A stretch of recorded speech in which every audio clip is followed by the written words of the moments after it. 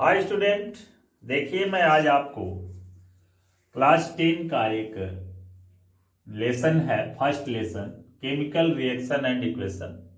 एक chemical reaction and equation higher class में भी आपको मिलेगा, कुछ जगहों पे क्लास 7 और 8 के लिए भी ये दिया गया है। ठीक है, तो देखिए आज हम यहाँ पे पढ़ेंगे केमिकल रिएक्शन एंड इक्वेशन। यहाँ पे देखिए दो चीजें दी गई हैं। पहले तो केमिकल दिया गया है, फिर उसके रिएक्शन के बारे में पढ़ना है, फिर उसी का इक्वेशन पढ़ना है। पहले ये जानेंगे कि ये केमिकल रिएक्शन होते क्या है। ठीक है, तो हम फर्स्ट क्लास में आपको बताए हैं फिजिकल चेंज और केमिकल चेंज। ठीक है, तो फिजिकल चेंज वो चेंज होता है जो ए से बी बन गया और बी से फिर रिटर्न ए बन गया। इस प्रकार के चेंजेस को हम क्या कहेंगे? Physical change. यहां पे केमिकल की बात कर रहा है। क्या कर रहा है? केमिकल की, यानी कि ए से अगर बी बन गया तो बी से ए नहीं बन सकता।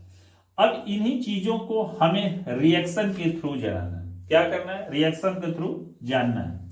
तो देखिए केमिकल रिएक्शन होता क्या है, इसको हम कैसे डिस्क्राइब करते हैं, इसके विषय में देखिए यहां पे कह रहा है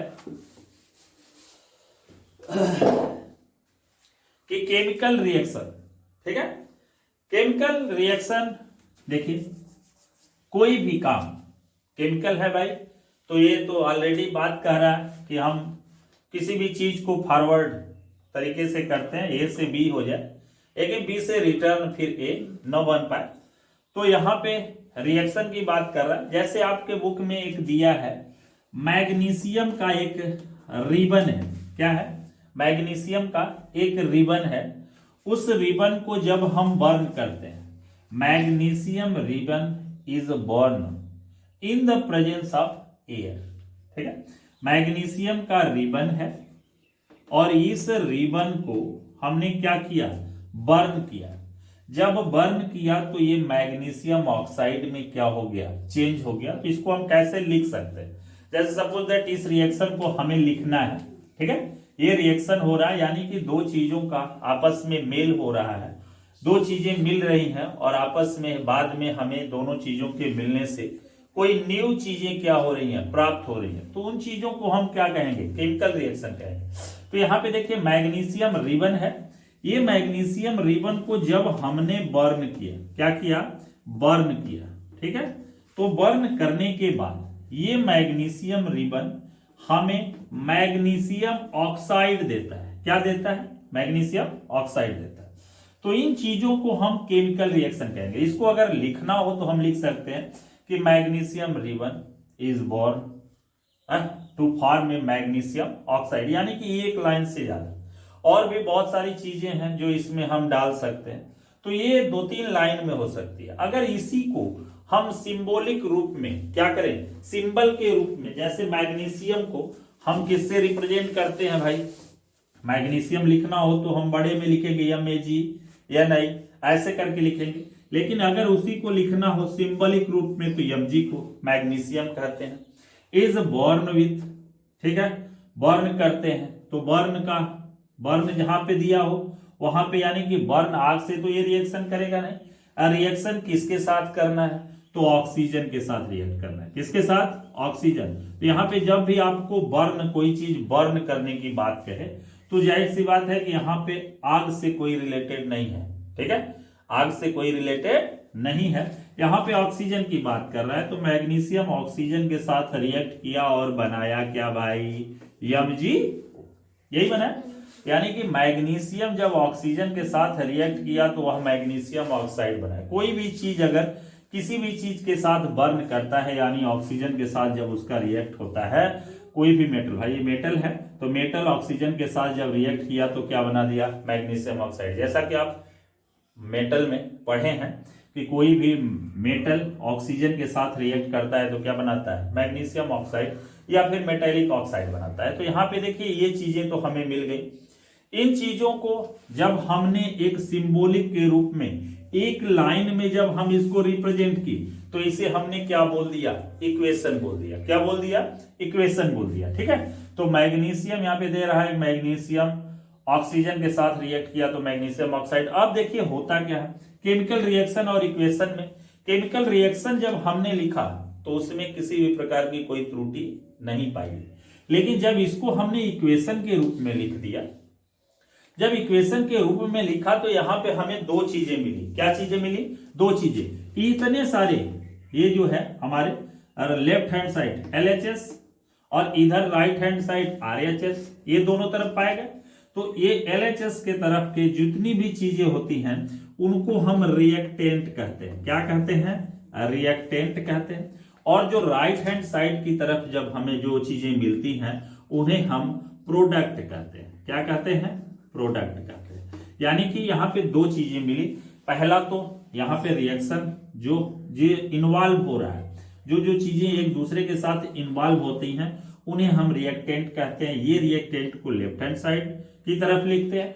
और जो चीजें मिल करके जो हमें बनाती हैं, देती हैं, जो हमें फॉर्म होता है, उन्हें हम प्रोडक्ट के रूप में RHS के थ्रू हम इसको लिखते हैं। ठीक है, अब देखिए ये चीजें जब हमने इस इक्वेशन के रूप में लिखी तो हमें एक हम पढ़े हैं law of conservation of mass. देखिए यहाँ पे एक हमने क्लास 9th में पढ़ा था law of conservation of mass. यहां पे देखिए क्या कहा कि जैसे देखिए हमने किया क्या, Mg को ऑक्सीजन के साथ रिएक्ट किया तो MgO प्राप्त किया। ठीक है, एक प्राप्त हुआ था। तो यहां पे देखिए कहता है law of conservation of mass कि जितने चीजों को हम रिएक्टेंट के रूप में यूज करते हैं उतनी ही चीजें हमें प्रोडक्ट के रूप में क्या होनी चाहिए, मिलनी चाहिए। जितने क्वांटिटी में इधर मिलना है उतने ही क्वांटिटी में इधर भी होना चाहिए। तो अब देखिए Mg तो देखिए एक है, एक ही है, तो यहां पे भी Mg एक है। यहां पे ऑक्सीजन देखिए कै ठो है, दो ठो है, तो यहां पे ऑक्सीजन कितना है, एक ही है। तो अब इस लॉ के अनुसार, law of conservation of mass के अनुसार ये जो इक्वेशन हमने बनाया है ये इक्वेशन सही नहीं है, क्योंकि कहता है कि जितना रिएक्टेंट होना चाहिए उतना प्रोडक्ट भी होना चाहिए। यहाँ पे कोई भी चीज ना तो हम बना सकते हैं और ना ही बिगाड़ सकते हैं, बस उसके हम क्या करते हैं, स्टेट को चेंज कर सकते हैं। बहुत सारी चीजें ऐसी हैं जो इसको हम चेंज कर सकते हैं। ठीक है, तो यहाँ पे देखिए ये देखिए एक है, ये दो है, यहाँ पे एक एक है, तो हमें क्या चाहिए, ये भी एक है तो ये भी एक है, ये दो है तो ये भी दो होना चाहिए। इसलिए इसको हम करते क्या है कि यहाँ पे 2 लगा देते हैं। क्या लगा देते हैं, 2 लगा देते हैं। और ये जब 2 लग गया तो यहाँ पे देखिए ऑक्सीजन ये 2 Mg के लिए भी है, यही 2 O के लिए भी है। तो यहाँ पे देखिए Mg तो बैलेंस हो गया, सॉरी ऑक्सीजन तो 2 हो गया, यहाँ पे भी ऑक्सीजन 2 हो गया, लेकिन यहाँ पे Mg मैग्नीशियम देखिए 2 हो गया और यहाँ पे मैग्नीशियम कितना है, 1 है। तो यही 2 जो है यहाँ पे भी लगा देंगे। तो अब देखिए 2 Mg, तो 2 Mg यहाँ पे भी देखिए 2O2, तो 2O2 यहाँ पे भी। अब देखिए दोनों क्या हो गए, दोनों तरफ के बराबर हो गए। और ये सारे प्रोसेस हम किसके थ्रू करते हैं, बैलेंस के थ्रू करते हैं। यानी कि बैलेंस जो होता है, इस बैलेंसिंग के आधार पे हम इसको क्या करते हैं, इधर उधर करके इसके नंबर्स को गुणा करके, मल्टीप्लाई करके इसको हम बैलेंस का काम करते हैं। अब देखिए केमिकल रिएक्शन एंड इक्वेशन कहता है कुछ कैरेक्टरिस्टिक हैं, कुछ कैरेक्टरिस्टिक हैं। देखिए यहाँ पे कुछ हमें पढ़ने हैं कैरेक्टरिस्टिक ऑफ केमिकल रिएक्शन। ठीक है, तो कैरेक्टरिस्टिक ऑफ केमिकल, आखिर में केमिकल रिएक्शन के गुण क्या है, हम किसे कहेंगे कि ये यहाँ पे केमिकल रिएक्शन। तो यहाँ पे देखिए इसके 5 कैरेक्टरिस्टिक दिए गए हैं। पहला कह रहा है कि इवोल्यूशन ऑफ गैस। अगर किसी भी चीज को, अगर हम किसी भी चीज के साथ रिएक्ट कराते हैं, क्या करते हैं, 2 चीजें अगर हम लेते हैं, ये 2 चीजें हैं और इन दोनों चीजों को एक दूसरे के साथ हमने क्या कर दिया, मैच कर दिया, एक दूसरे के साथ मैच किया। जब एक दूसरे के साथ मैच किया, मिलाया, इसको मिक्स किया, तो इन दोनों में से अगर कोई भी गैस अगर रिलीज होता है, ठीक है, दो चीजों को मिलाने पे अगर गैस उसमें से निकलता है तो हम ये कह सकते हैं कि यहाँ पे केमिकल रिएक्शन पाया जाता है। दूसरा कहता है कि अगर दो चीजों को, जैसे अभी हमने किया क्या कि मैग्नीशियम रिबन को जब हमने बर्न किया, ये रिबन हो गया, जब इसको हमने यहाँ पे बर्न किया तो बर्न करने के बाद यहाँ पे इसके कुछ अवशेष पाए जाते हैं जिसे हम प्रेसिपिटेट कहते हैं, ठीक है। यानी कि कोई भी, जैसे पेपर ही हम ले लेते हैं, पेपर को जब हम बर्न करते हैं तो उसकी राख हमें कुछ न कुछ मात्रा में क्या होती है, मिलती है, तो उसी राख को ही हम प्रेसिपिटेट कहते हैं। यानी कि किसी भी चीज को अगर हम बर्न करते हैं या दूसरे के साथ रिएक्ट करते हैं तो उसका कुछ अवशेष अगर हमें मिलता है तो भी यहाँ पे केमिकल रिएक्शन क्या होता है, पाया जाता है। तीसरा कहता है चेंज इन कलर, अगर दो चीजों को आपस में हम मिलाते हैं और मिलाने के बाद उसका कलर भी क्या हो जाए, चेंज हो जाए, तो वहां पे भी हम ये कह सकते हैं कि केमिकल रिएक्शन हो रहा है। चेंज इन टेम्परेचर, दो चीजों को जब हम आपस में मिक्स करते हैं तो उसका टेम्परेचर भी अगर क्या हो जाता है, चेंज हो जाता है, तो भी हम कह सकते हैं कि केमिकल रिएक्शन हो रहा है। चेंज इन टेम्परेचर, दो चीजों को जब हम मिक्स करते हैं और उसका टेम्परेचर भी क्या हो जाए, टेम्परेचर के साथ साथ उसका स्टेट भी चेंज हो जाए, अगर सॉलिड है तो लिक्विड हो जाए, लिक्विड है तो गैस हो जाए, गैस है तो सॉलिड लिक्विड, या कोई भी स्टेट अपना क्या कर ले, चेंज कर ले। तो यानी कि इन पांचों चीजों में evolution of gas, formation of precipitate, change in colour, change in temperature and change in state, अगर इन पांचों में से अगर कोई सा भी आपको अगर समझ में आए कैरेक्टरिस्टिक, तो हम ये जाहिर सी बात है सीधे हम कह सकते हैं कि ये केमिकल रिएक्शन की ये कैरेक्टरिस्टिक है और यहाँ पे ये केमिकल रिएक्शन क्या हो रहा है, पाया जा रहा है। तो ये देखिए है केमिकल रिएक्शन एंड इक्वेशन में कैरेक्टरिस्टिक ऑफ केमिकल रिएक्शन।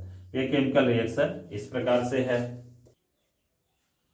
देखिए इसके आगे देखिए है आपका balancing of chemical equation. Chemical equation को कैसे हम बैलेंस करते हैं, तो देखिए यहाँ पे केमिकल जो इक्वेशन है, ये देखिए इक्वेशन दिया गया है, इसको हम बैलेंस कैसे करते हैं। तो बैलेंस करने का तरीका जो है हमने अभी आपको थोड़ा देर पहले बताया था कि जितना प्रोडक्ट रिएक्टेंट होने चाहिए उतना प्रोडक्ट होना चाहिए। तो यहाँ पे देखिए H कितनी मात्रा में है, 2 की मात्रा में है, O 2 की मात्रा में है, यहाँ पे H 2 की मात्रा में है, लेकिन ऑक्सीजन कितना है, 1 है।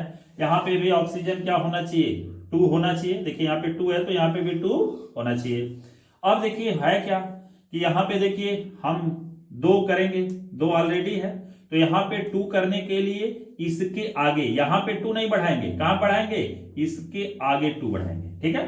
तो देखिए 2 जब यहाँ पे लगाए तो ये देखिए ऑक्सीजन तो 2 हो गया, ये 2 H2 के लिए भी है और यही 2 O के लिए भी है, तो यहाँ पे भी देखिए 2 हो गया कि नहीं। तो देखिए यहाँ पे भी 2 हो गया, यहाँ पे भी 2 हो गया।